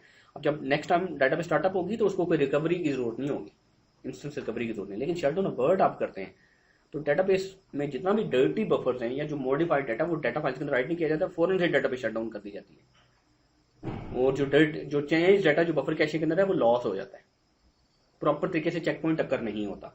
नेक्स्ट स्टार्टअप पे ओरेकल ये डिटेक्ट कर लेगा कि कंट्रोल फाइल में चेक पॉइंट नंबर कुछ हो रहा है, डाटा फाइल्स में कुछ हो रहा है, रेडुलर फाइल में ज्यादा डाटा पड़ा हुआ है, इट मीन्स के डाटा बेस इनकंसिस्टेंट डाउन हुई थी। वो इंस्टेंस रिकवरी खुद से इनिशिएट कर देगा। एक प्रोसेस है एसमॉन, वो इंस्टेंस रिकवरी करेगा। आपका वो डाटा जो कमिटेड डाटा था वो रेडुलर फाइल्स के अंदर पड़ा होगा, रेडुलर फाइल्स में से वो डाटा फाइल्स के अंदर शिफ्ट करेगा। जब वो हो जाएगा शिफ्ट, डाटाबेस तब ओपन हो जाएगा। ठीक है जी।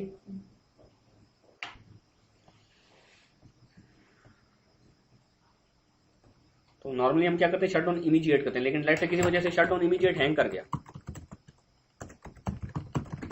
लेट से काफी देर हो गई आपने शट डाउन इमीडिएट किया, नहीं हो रहा, तो आप एक और सेशन ओपन करेंगे, वहां पे जाके आप शट डाउन अबर्ट की फिर कमांड लेंगे। लेकिन शट डाउन अबर्ट अगर आपने किया और कोई फाइल करप्ट हो गई, नॉर्मली चांसेस होते हैं control file, redo log file, data file corrupt हो गई, तो फिर आपके पास बैकअप होना चाहिए। ठीक है, बैकअप नहीं है तो फिर वो डेटाबेस चलेगी नहीं, फिर इशू करेंगे आपको। तो टूल्स आपके पास इसके लिए भी वही तीन है, एसक्यूएल प्लस और एसआरपी सीटीएल की यूटिलिटी और enterprise manager. Shutdown options during shutdown, normal, transaction और immediate, unlimited changes, roll back for immediate, data buffers cache, return to data file, resources are release, consistent data base down होती है। जब आप startup उसको करते हैं तो इंस्टेंट रिकवरी की जरूरत नहीं होती उसको। आप जब शट डाउन अबर्ट करते हैं या आपका डेटाबेस एबनॉर्मली खुद से रीस्टार्ट हो जाता है, या आप स्टार्टअप फोर्स की भी एक कमांड है। स्टार्टअप फोर्स क्या करती है, डेटाबेस को शट डाउन अबर्ट करती है और फिर साथ ही स्टार्ट भी कर देती है। तो आप इनमें से कोई भी ऑप्शन अगर किसी वजह से यूज किया तो on the way down modified buffers are not written to data files, uncommitted changes are not roll back, inconsistent database down होगी। ऑन द वे आप क्या होगा, आपका डेटाबेस इंस्टेंस रिकवरी करेगा, रेगुलर फाइल्स को यूज करते हैं। क्या स्टार्टअप होस्ट है उसको तो यूटिलाइज ज्यादा नहीं होगा जब आपका नॉर्मल स्टार्टअप ना होगा? नहीं नहीं नहीं नहीं, स्टार्टअप फोर्स का ये मतलब नहीं है कि उसको फोर्सफुली स्टार्ट कर दो। स्टार्टअप फोर्स का मतलब है डेटाबेस ऑलरेडी आपकी चल रही है और आप उसको शट डाउन अबर्ट करना चाहते हैं और फिर स्टार्टअप करना चाहते हैं।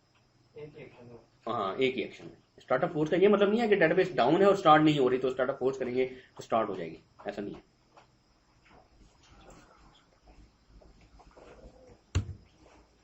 तो ये ऑप्शन है आपके पास, ये यूटिलिटीज हैं जिनके थ्रू आप ये कर सकते हैं।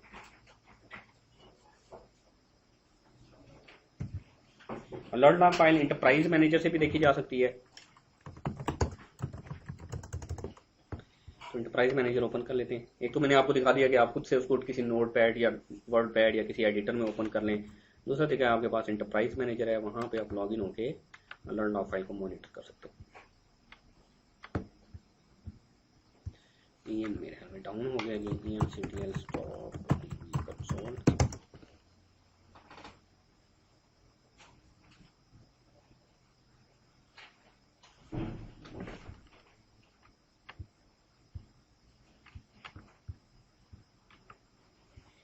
चलिए EM आपको बता दो, इसको देख लेते हैं।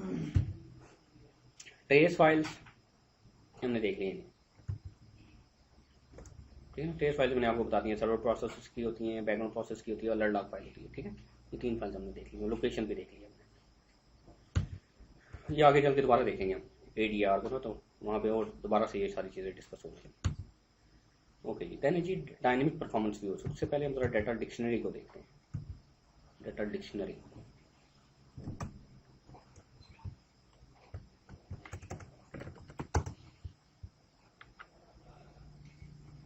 सो डाटा डिक्शनरी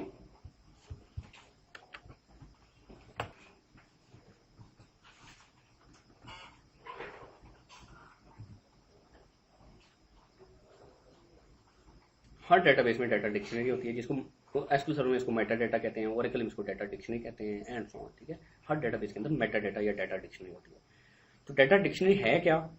डेटाबेस के सेट ऑफ इंटरनल टेबल्स हैं, बहुत सारे टेबल्स हैं, उन टेबल्स के ऊपर बहुत सारे व्यूज बने हुए हैं। व्यूज का आइडिया है ना आपको? नहीं पता तो पूछिएगा। देन डेटाबेस के अंदर डाटा डिक्शनरी में आपके बहुत सारे डेटाबेस के built in packages, procedure, functions भी हैं। ठीक है, पैकेजेस, प्रोसीजर्स,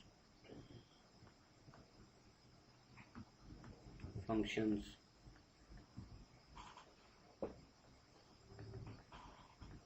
और बहुत सारी चीजें जो ऑब्जेक्ट्स डाटा डिक्शनरी के अंदर हैं, जो डेटाबेस के इंटरनल इंफॉर्मेशन है इसके, वो आपके डाटा डिक्शनरी, कलेक्टिवली इसको डाटा डिक्शनरी कहलाते हैं, वो कहते हैं इनको। व्यूज भी हैं इसमें बहुत सारे, इसमें बहुत सारे आपके टेबल्स हैं, इंडेक्सेस हैं, और इसमें आपके बहुत सारे ये सारे पैकेजेस, प्रोसीजर, फंक्शन हैं जो डाटाबेस के अंदर बिल्ट इन है, जो आपको देता है डिफरेंट पर्पजेस के लिए। तो ये आपकी डाटा डिक्शनरी कहलाती है। अच्छा, data dictionary for us, for DBS, ये जो डाटा डिक्शनरी है, this is the read only reference, ये याद रखिएगा, this is read only for us, this should be read only. आप कर सकते हैं डीएमएल, क्योंकि ये डाटा डिक्शनरी सारी की सारी जो है वो एक यूजर है आपके डेटाबेस में, जो कि है सिस यूजर, इसकी ओनरशिप में होती है, यानी कि इसकी स्कीमा में होती है, इसके अंडर होती है। और ये जो सिस यूजर है और ये जो डाटा डिक्शनरी सारी है, ये सिस्टम टेबल स्पेस के अंदर होती है। Table space will be system.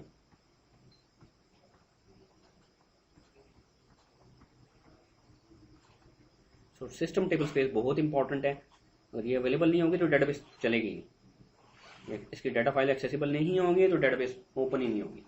ये बहुत इंपॉर्टेंट टेबल स्पेस है। तो इसमें सारी डाटा डिक्शनरी मीन्स के सिस के सारे ऑब्जेक्ट्स इसमें पड़े होते हैं, उसमें सिस के अलावा किसी और यूजर के ऑब्जेक्ट्स नहीं होने चाहिए, हो सकते हैं लेकिन नहीं होने चाहिए, परफॉर्मेंस इश्यूज, बहुत सारे सिक्योरिटी इश्यूज क्रिएट करेंगे। सो डाटा डिक्शनरी डीबीएस के लिए रीड ओनली है। आप कर सकते हैं, आप सिस यूजर से लॉगिन हो, डाटा डिक्शनरी के किसी टेबल में से जाके डाटा डिलीट कर दें, किसी टेबल में से कोई टेबल ही ड्रॉप कर दें, लेकिन क्या होगा, आपकी डेटाबेस करप्ट हो जाएगी। डेटाबेस स्टार्टअप करेंगे, स्टार्टिंग नहीं होगी, स्टार्टेड है तो एरर आना शुरू हो जाएंगे, कोई काम, कोई यूजर कनेक्ट नहीं हो सकेगा, कुछ भी नहीं हो सकेगा। डाटा डिक्शनरी करप्ट होगी तो आपकी डेटाबेस करप्ट होगी। आप डेटाबेस को फिर डाटा डिक्शनरी जब अवेलेबल नहीं है या करप्टेड है तो आप डेटाबेस को अप एंड रनिंग नहीं रख सकते।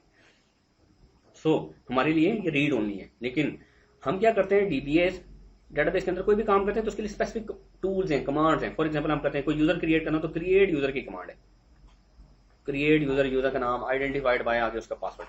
तो जब हम ये कमांड देंगे तो ओरेकल बैकएंड पे क्या करेगा, किसी भी डाटा डिक्शनरी टेबल के अंदर जाके, फॉर एग्जांपल ये एक टेबल है जिसमें आप यूजर्स की इन्फॉर्मेशन है, उस टेबल में जाके उस यूजर की इन्फॉर्मेशन एंटर कर देगा। इंसर्ट की स्टेटमेंट बैकएंड पे चलेगी इस डाटा डिक्शनरी के टेबल के ऊपर, उनमें जाके डाटा इंसर्ट हो जाएगा। ऐसे ही होगा ना, ठीक है।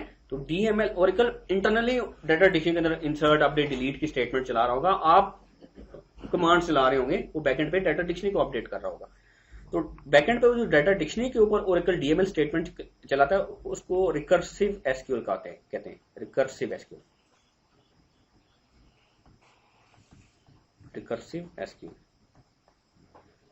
Recursive SQL are those statements that are automatically performed on the data dictionary tables by Oracle. ठीक है, Oracle खुद से परफॉर्म करता है, वो हम कमांड दे रहे होते हैं और वो बैकएंड पे डाटा डिक्शनरी को अपडेट करता है। हमको यूजर ड्रॉप करते हैं, ड्रॉप यूजर का नाम, तो क्या करता है वो डाटा डिक्शनरी के टेबल में से उसकी इन्फॉर्मेशन जाके रोज आगे रिमूव कर देते हैं। हम करते हैं क्रिएट टेबल का नाम, आगे उसके कॉलम, डाटा टाइप्स एंड सब कुछ बताते हैं, तो उस टेबल की इन्फॉर्मेशन जाके डाटा डिक्शनरी के किसी व्यू में टेबल में डाल देगा, ये टेबल क्रिएट हुआ है, इसमें ये कॉलम्स हैं, उसकी ये डाटा टाइप्स हैं एंड सो ऑन। ठीक है, तो ये बहुत सारे डाटा डिक्शनरी व्यूज बैकएंड पे अपडेट हो रहे होते हैं, उन पे डीएमएल चल रहे होते हैं। तो वो जो डीएमएल ओरेकल इंटरनली चला रहा होता है, वो these DMLs are called recursive statements या रिकर्सिव एसक्यूएल्स। अच्छा, हम नॉर्मली जो हैं वो डाटा डिक्शनरी के जो इंटरनल टेबल्स हैं उनको, इनका नाम है, उनको कहा जाता है data dictionary base tables. Those tables are called data dictionary base tables. हम डाटा डिक्शनरी बेस टेबल्स को डायरेक्टली एक्सेस नहीं करते, वो टेबल्स फॉर एग्जांपल $, V13S या कुछ भी इस तरह के अजीब से नाम होते हैं उसके, ठीक है। वो आपको डाटा डिक्शनरी के टेबल्स के नाम आप देखेंगे तो आपको वो नाम समझ नहीं आएंगे। जैसे वो होगा जी, एक होगा जी $, कौन सा था, UET $, UET डॉलर साइन के नाम से एक टेबल होता है डाटा डिक्शनरी में, एक FET डॉलर साइन के नाम से है, और बहुत सारे टेबल्स हैं। इस तरह के बहुत सारे टेबल्स होंगे, लेकिन इन टेबल्स इंटरनल टेबल्स के नाम से आपको पता नहीं चलेगा इसमें क्या डाटा स्टोर है, ठीक है, सिक्योरिटी रीजंस की वजह से। तो ओरेकल ने हमें डाटा डिक्शनरी के जो बेस टेबल्स हैं उनके ऊपर बहुत सारे व्यूज बना के दिए हुए हैं, ताकि हम क्या करें, अगर हमने कोई डाटाबेस की एडमिनिस्ट्रेशन करनी है, कोई इन्फॉर्मेशन लेनी है, तो उन व्यूज को कॉल करके वो इन्फॉर्मेशन हम देख सकते हैं डेटाबेस की, फिर उस हिसाब से मैनेजमेंट कर सकते हैं, एडमिनिस्ट्रेशन कर सकते हैं। फॉर एग्जाम्पल आपको कहा जाता है जी कि ये पर्टिकुलर यूजर है, इसको क्या क्या राइट्स मिले हुए हैं डेटाबेस के अंदर, तो वो आप सारी इन्फॉर्मेशन डाटा डिक्शनरी व्यू से निकाल सकते हैं। इसको कौन से सिस्टम प्रिविलेजेस मिली हुई हैं, इसको कौन से ऑब्जेक्ट प्रिविलेजेस मिली हुई हैं, इसने डेटाबेस में कब लॉगिन हुआ था, इसने क्या क्या एक्टिविटीज परफॉर्म की एंड सो। तो बहुत सारी इन्फॉर्मेशन उसको डाटा डिक्शनरी व्यूज के थ्रू अवेलेबल होंगे। तो 3 तरह के डाटा डिक्शनरी व्यूज हैं। एक डाटा डिक्शनरी व्यूज हैं जो कि यूजर अंडरस्कोर से स्टार्ट होते हैं, यूजर अंडरस्कोर से। For example user underscore tables का एक व्यू है, इसी तरीके से यूजर अंडरस्कोर इंडेक्सेस का एक व्यू है, हर ऑब्जेक्ट के लिए एक व्यू है, ठीक है। यूजर अंडरस्कोर सीक्वेंसेस के लिए एक व्यू है,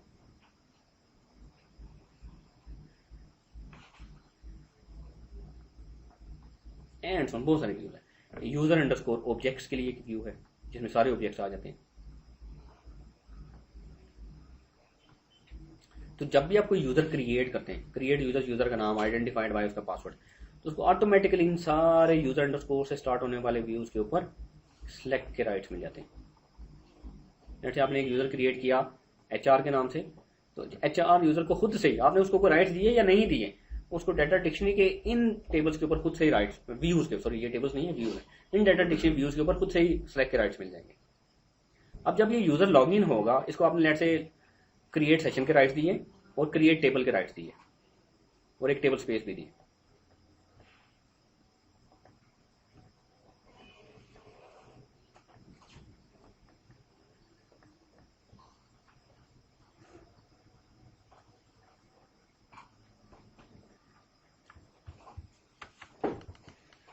सो when a user is created, उसको डाटा डिक्शनरी के यूजर अंडरस्कोर से स्टार्ट होने वाले बहुत सारे व्यूज के ऊपर सेलेक्ट के राइट्स मिल जाते हैं।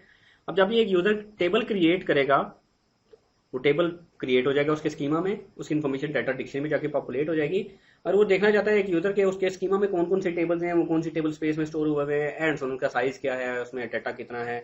तो यूजर अंडरस्कोर टेबल्स को क्यूरी करेगा, ठीक है। तो डिस्क्राइब अगर आप करें एक नॉर्मल यूजर से, अगर आप कनेक्टेड हो, मैं HR यूजर से कनेक्ट हो जाता हूँ,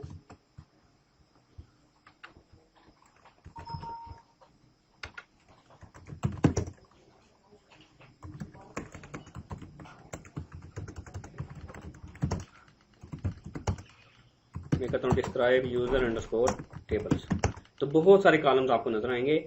तो आपको जो रिक्वायर्ड इन्फॉर्मेशन है वो सिर्फ सेलेक्ट करने हैं। फॉर एग्जांपल मैं देखना चाहता हूँ कि ये HR यूजर देखना चाहता है उसके टेबल्स और कौन सी टेबल स्पेस में है, तो select table underscore name comma table space underscore name from user underscore tables. तो उसको अपने सारे टेबल्स नजर आएंगे, कौन कौन से टेबल्स हैं, कौन कौन सी टेबल स्पेस के अंदर है, ठीक है। तो अगर यूजर HR लॉगिन होगा तो उसको अपने टेबल्स नजर आएंगे यूजर उसको टेबल्स में से, यूजर XYZ लॉगिन है तो उसको अपने टेबल्स नजर आ जाएंगे, यूजर सिस लॉगिन है तो उसको अपने टेबल्स नजर आएंगे, यूजर सिस्टम लॉगिन है तो उसको अपने टेबल नजर आएंगे। तो यूजर अंडरस्कोर से स्टार्ट होने वाले व्यूज को अगर कोई यूजर क्यूरी करेगा तो उसको सिर्फ वो ऑब्जेक्ट्स नजर आएंगे जिनका वो ओनर है, जो उसके स्कीमा में है। इसी तरीके से कुछ व्यूज हैं जो कि ऑल अंडरस्कोर से स्टार्ट होते हैं, जैसे ऑल अंडरस्कोर टेबल्स है, ऑल अंडरस्कोर इंडेक्सेस है, ऑल अंडरस्कोर सीक्वेंसेस है, ऑल अंडरस्कोर ऑब्जेक्ट्स हैं, एंड बहुत सारे व्यूज हैं ऑल के नाम से, जो यूजर के नाम से वो ऑल के नाम से भी है। यूजर को ये इन व्यूज के ऊपर भी सिलेक्ट के राइट्स मिल जाते हैं। लेट्स से एक यूजर है HR है, उसके पास 2 अपने टेबल्स हैं प्लस एक टेबल किसी और यूजर है, उसके ऊपर उसको सिलेक्ट के राइट्स हैं या इंसर्ट के राइट्स हैं या अपडेट के राइट्स हैं। तो जब HR यूजर को टेबल्स को क्यूरी करेगा उसको अपने 2 टेबल्स नजर आएंगे, लेकिन ये थर्ड टेबल नहीं नजर आएगा क्योंकि वो उसका अपना टेबल नहीं है, वो किसी और स्कीमा में उसको उसके ऊपर राइट्स हैं। तो ऑल अंडरस्कोर टेबल्स को जाके क्यूरी करेंगे तो उसको अपने टेबल्स प्लस वो टेबल जो उसके स्कीमा में नहीं है या जो उसकी ओनरशिप में नहीं है लेकिन उसके ऊपर उसको राइट्स हैं, वो भी उसको नजर आएंगे, ठीक है। तो देन थर्ड टेबल्स, जो थर्ड टाइप के व्यूज हैं वो DBA अंडरस्कोर से स्टार्ट होते हैं। For example DBA underscore tables, DBA underscore indexes, DBA underscore objects, DBA underscore sequences, DBA underscore data underscore files, DBA underscore table spaces, तो ये views सिर्फ और सिर्फ आपके दो यूजर्स हैं, सिस और सिस्टम, या जिनको डीबीए का रोल मिला हुआ है, इनको ये व्यूज एक्सेसिबल होते हैं। अच्छा मुझे ये बताएं, अगर सिस यूजर लॉगिन होता है, हाँ सारे नहीं होते, कुछ ऐसे हैं जो कि नहीं, डीबीए के तो सारे ही होते हैं, लेकिन वो डायनेमिक परफॉर्मेंस यूज वो नहीं होते इसको, सिस्टम को, वो अभी डिस्कस करते हैं उसको। अच्छा let's say system user login हुआ है या सिस यूजर लॉगिन है, वो अपने ऑब्जेक्ट्स देखना चाहता है कि उसमें उसके स्कीमा में कौन कौन से ऑब्जेक्ट्स हैं, तो क्या करेगा, टेबल्स को देखना चाहता है अपने स्कीमा में जो टेबल्स हैं, तो कौन सा व्यू क्यूरी करेगा, डीबी अंडरस्कोर टेबल्स या यूजर अंडरस्कोर टेबल्स या ऑल अंडरस्कोर टेबल्स, कौन सा? नहीं डीबीए से तो मिलेंगे ही नहीं, लेकिन वो ऑल से भी मिलेंगे, लेकिन वो यूजर अंडरस्कोर टेबल्स को क्यूरी करेगा। हम बताता हूँ रीजन बताता हूँ, यूजर अंडरस्कोर टेबल्स को क्यों क्यूरी करेगा, क्योंकि हमने ये इसकी डिस्क्रिप्शन पढ़ी है कि जो यूजर अंडरस्कोर से स्टार्ट होने वाले व्यूज हैं उसमें कोई भी यूजर लॉगिन है, चाहे रिगार्डलेस ऑफ उसको क्या प्रिविलेजेस है, क्या वो सिस डीबीए है, वो सिस डीबीए है या नॉर्मल यूजर है, regardless of the privileges he has, वो यूजर अंडरस्कोर से स्टार्ट होने वाले व्यूज को क्यूरी करेगा, तो उसको अपने ऑब्जेक्ट्स नजर आएंगे उसमें। अगर डीबीए यूजर जो है नॉर्मली जो सिस या सिस्टम यूजर है, वो डीबीए अंडरस्कोर से स्टार्ट होने वाले व्यूज को क्यूरी कर सकते हैं, तो उसमें उसको पूरी डेटाबेस में जितने यूजर्स हैं उनके जितने टेबल सब नजर आएंगे, उसको सिर्फ अपने नहीं नजर आएंगे डीबीए अंडरस्कोर से स्टार्ट होने वाले में। तो लेट्स एक डीबीए देखना चाहता है यार कि एचआर यूजर के पास कौन कौन से टेबल्स हैं और कौन कौन सी टेबल स्पेस में है, तो वो डीबीए अंडरस्कोर टेबल्स को क्यूरी करेगा, उसमें ओनर इक्वल टू एचआर दे देगा, तो उसको सिर्फ एचआर के टेबल्स नजर आएंगे, ठीक है। तो डीबीए अंडरस्कोर से स्टार्ट होने वाले व्यूज डेटाबेस एडमिनिस्ट्रेटर के लिए हैं, वो किसी भी यूजर की इन्फॉर्मेशन देख सकता है, अपनी इन्फॉर्मेशन तो देख सकता है, अपने टेबल्स तो देख सकता है, किसी भी यूजर डेटाबेस में या कोई भी ऑब्जेक्ट किसी भी यूजर के अंडर है, वो सारे ऑब्जेक्ट्स को देख सकता है, ना सिर्फ उनको चेंज कर सकता है, उसके ऊपर फुल प्रिविलेजेस उसको होती है, हर ऑब्जेक्ट के ऊपर उसको फुल प्रिविलेजेस होती है, क्योंकि he is the owner of the database, ठीक है जी। डीबीए को भी वैसे रिस्ट्रिक्ट किया जा सकता है वो, लेकिन हमारे स्कोप में नहीं है। अच्छा क्वेश्चन ये है कि अगर डेटाबेस आपकी नो माउंट स्टेज पे है या डेटाबेस आपकी माउंट स्टेज पे है, इन दोनों स्टेजेस में से किसी भी स्टेज पे आपकी डेटाबेस है और मैंने देखना है कि मेरे डेटाबेस में यूजर्स कितने हैं, उनके पासवर्ड्स क्या हैं, तो कौन सा व्यू क्यूरी करूंगा। एक जो यूजर की इन्फॉर्मेशन स्टोर होती है वो डीबीए अंडरस्कोर यूजर्स का एक व्यू है, जिसमें आप देख सकते हैं कि आपकी डेटाबेस में कौन कौन से यूजर्स हैं, उनके पासवर्ड्स क्या हैं, लेकिन पासवर्ड इनक्रिप्टेड फॉर्म में होते हैं। तो अगर मैं माउंट स्टेज पे हूँ या नो माउंट स्टेज पे हूँ, तो कौन सा व्यू क्यूरी करूंगा जिससे मुझे पता चलेगा मेरी डेटाबेस में कौन से यूजर्स हैं, उनके क्या पासवर्ड्स हैं। नहीं होगा, क्यों नहीं होगा, आपके डेटाबेस नो माउंट या नो माउंट स्टेज पे है, और ये जो व्यूज हैं ये इन्फॉर्मेशन लेके आते हैं बेस टेबल में से, और वो बेस टेबल स्टोर्ड हैं डेटा फाइल्स के अंदर, और डेटा फाइल्स आपको एक्सेसिबल होती है जब डेटाबेस ओपन स्टेज पे हो। नो माउंट स्टेज पे आपकी कंट्रोल फाइल भी एक्सेसिबल नहीं होती, आपकी सिर्फ और सिर्फ इंस्टेंस ही अवेलेबल होता है। माउंट स्टेज पे इंस्टेंस प्लस कंट्रोल फाइल होती है, ओपन स्टेज पे जाएंगे तो डाटा फाइल्स एक्सेसिबल होंगी। तो इट मीन्स के डाटा डिक्शनरी के जितने व्यूज हैं वो सिर्फ और सिर्फ ओपन स्टेज पे एक्सेस हो सकते हैं, माउंट नो माउंट स्टेज पे नहीं हो सकते। लेकिन अभी हमने ये भी पढ़ा कि आप डेटाबेस को माउंट स्टेज पे रोक सकते हैं, आप डेटाबेस को नो माउंट स्टेज पे भी रोक सकते हैं, या डेटाबेस खुद ही भी किसी वजह से माउंट या नो माउंट स्टेज पे स्टार्टअप के दौरान रुक सकती है।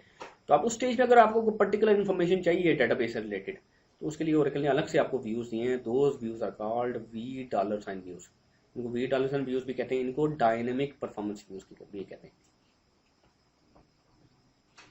Dynamic performance views.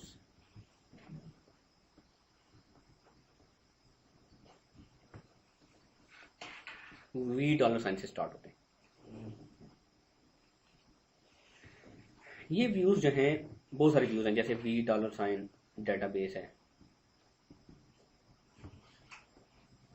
$, इंस्टेंस है, $, कंट्रोल फाइल है, $, टेबल स्पेस है,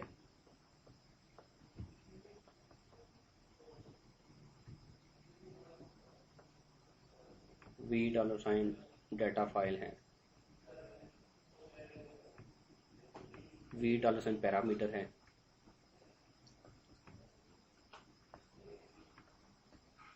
बहुत सारे एंड सो, ठीक है।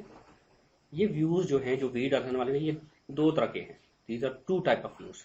एक वो व्यूज हैं जो कि इंफॉर्मेशन इंस्टेंस में से लेके आते हैं, मेमोरी में से। एक वो व्यूज हैं जो इंफॉर्मेशन कंट्रोल फाइल में से लेके आते हैं। अगर आपकी डेटाबेस नो माउंट स्टेज पे है तो आपको vdarsan वाले वो व्यूज एक्सेसिबल होंगे जो इंस्टेंस में से मेमोरी इंफॉर्मेशन लेके आते हैं, क्योंकि वो इंस्टेंस बन चुका है नो माउंट स्टेज पे। और आपकी डेटाबेस माउंट स्टेज पे है तो आपको फिर दोनों व्यूज एक्सेसिबल हो जाएंगे, इंस्टेंस में से जो इन्फॉर्मेशन लेके आते हैं वो भी, और जो कंट्रोल वाले में से लेके आते हैं वो भी। और जब डेटाबेस ओपन हो गई है तो ये सारे vdarsan वाले व्यूज एक्सेसिबल होंगे ही होंगे, आपको डाटा डिक्शनरी व्यूज भी एक्सेसिबल हो जाएंगे, db_ से स्टार्ट होने वाले, user_ से स्टार्ट होने वाले एंड all_ से स्टार्ट होने वाले।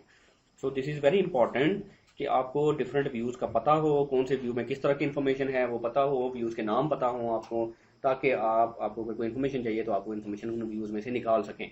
तो आगे हर चैप्टर के अंदर व्यूज आएंगे। आप जैसे जैसे रूटीन में डेटाबेस को मैनेज करते जाएंगे, आपकी प्रैक्टिस होती जाएगी, आपको जो मोस्ट फ्रिक्वेंटली यूज व्यूज हैं वो खुद से ही याद हो जाएंगे आपको, ठीक है। लेट्स से किसी व्यू का नाम आपको नहीं याद रहता, डाटा डिक्शनरी व्यू की मैं बात करूँ, जैसे db_ वाले व्यूज हैं बहुत सारे ना, क्योंकि db_ या all_ या user_, ये व्यूज बहुत सारे आपको नहीं नाम याद रहता, तो आपके पास एक सेंट्रलाइज्ड व्यू है डिक्शनरी के नाम से, डिक्शनरी के नाम से व्यू है, इसका एक पब्लिक सिनोनिम है डिक्ट के नाम से, ठीक है। एक ये डिक्ट और डिक्शनरी एक ही टेबल के दो नाम है। इनमें आपके सारी डाटा डिक्शनरी जो व्यूज हैं इनके नाम और डिस्क्रिप्शन पड़ी होती है। फॉर एग्जांपल मैं करता हूँ,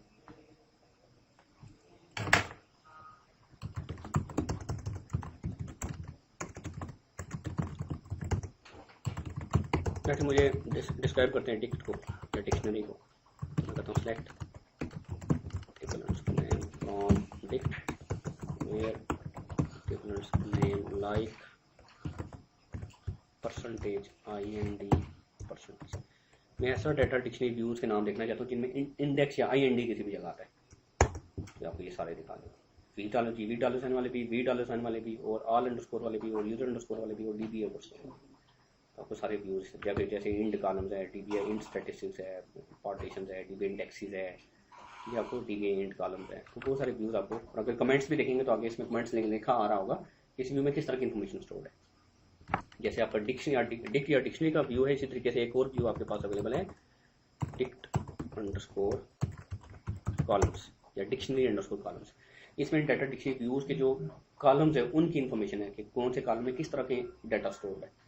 तो आपको डिस्क्रिप्शन चाहिए तो आप ये एक तो डॉक्यूमेंटेशन फॉलो कर सकते हैं आप, और दूसरा आपके पास डेटाबेस के अंदर बिल्ट इन अवेलेबल है जिसमें आपके पास डाटा डिक्शनरी व्यूज की इन्फॉर्मेशन अवेलेबल है। देन आपके vdarsan वाले व्यूज, यहाँ से भी उनकी इन्फॉर्मेशन मिल जाएगी। vdarsan वाले व्यूज के लिए एक अलग से भी एक टेबल है, डाटा डिक्शनरी व्यू है, वो है जी vdarsan fixed_ टेबल के नाम से। इसमें आपका नेम अगर सेलेक्ट कर लें तो आपको सारे vdarsan वाले व्यूज के नाम नजर आ जाएंगे, ठीक है। इसमें कमेंट्स नहीं होते, इसमें सिर्फ हर बार vdarsan वाले व्यू के नाम आपको मिल जाएंगे। तो जैसे vdarsan SQL है, आपकी डेटाबेस में इस वक्त कौन कौन सी SQLs हैं जो चल रही हैं, कौन सी चल चुकी हुई हैं। vdarsan सेशन है, कौन कौन से यूजर्स इस वक्त डेटाबेस से कनेक्टेड हैं, उनकी सेशन ID क्या है, यूजर नेम क्या है, कौन सी मशीन से कनेक्टेड है, कितनी देर से कनेक्टेड है, क्या कर रहे हैं। vdarsan लॉक, कौन कौन सी रोज या कौन कौन से ऑब्जेक्ट्स लॉक हुए हैं, किसने लॉक किए हुए हैं, एंड सो ऑन, ठीक है। तो ये सारी आगे इन्फॉर्मेशन देख लीजिएगा। डिक्शनरी व्यूज हम देख चुके हैं।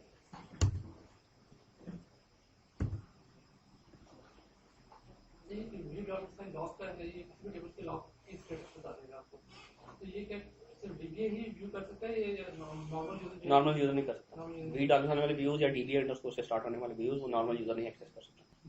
हाँ जी, फॉल्स है, कोई भी यूटिलिटी यूज कर सकते हैं।